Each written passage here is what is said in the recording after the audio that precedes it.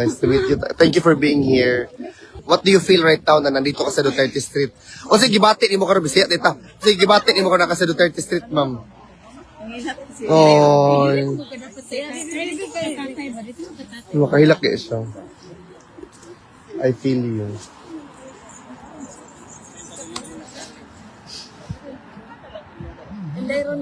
No, makahilak tag-apil. It's okay, ma'am. Okay na, ma'am. I've been wanting to come here ever since.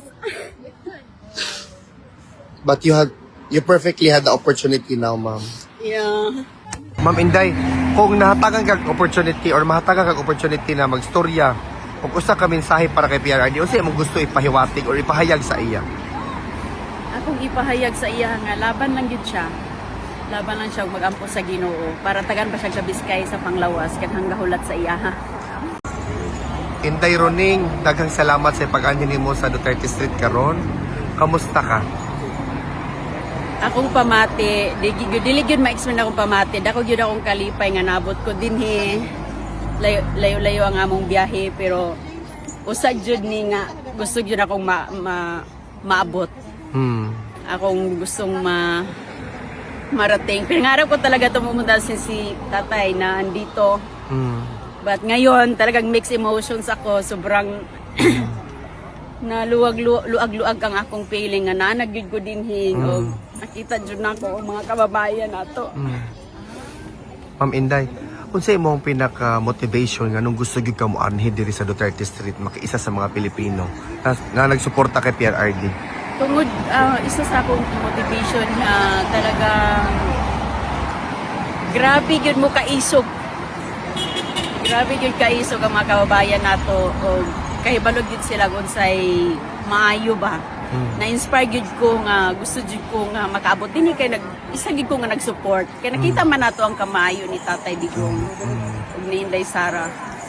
Maong na-inspired po ko nga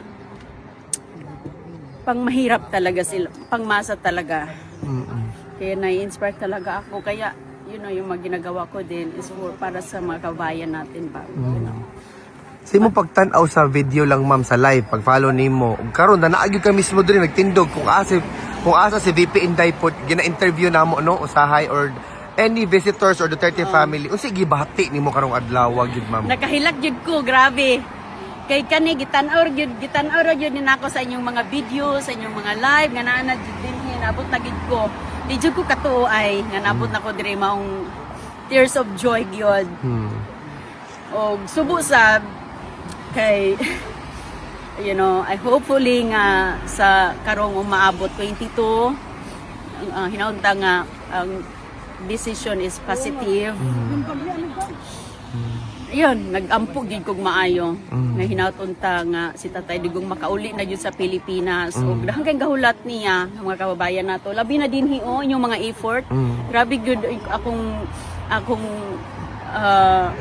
tan-aw sa inyo ba talagang grabe makasulit. Ma'am Inday, kung nahatagan kag opportunity or mahatagan kag opportunity na magstorya ug usa ka mensahe para kay PRRD, unsa imong gusto ipahiwatig or ipahayag sa iya? Akong ipahayag sa iya nga laban lang gyud siya. Laban lang siya ug magampo sa Ginoo para tagan pa siya sa Biskay sa panglawas kanang gahulat sa iya ha. Unsa imong gusto istorya sa mga kababayan nato na nagtanawan na video na gusto mo anhi diri? Unsa imong experience so far? Sa mga kababayan nga gusto mo anhi dinhi, padayon lang gyud ta. Padayon lang gyud ta sa padayon lang gyud ta sa atong kagalingon, atong suportahan si Tatay Digong all the way hanggang sa dulo po. Laban lang gyud ta. Daghang salamat ma'am, mabuhay po kayo. Salamat Alvin. Thank you, ma'am.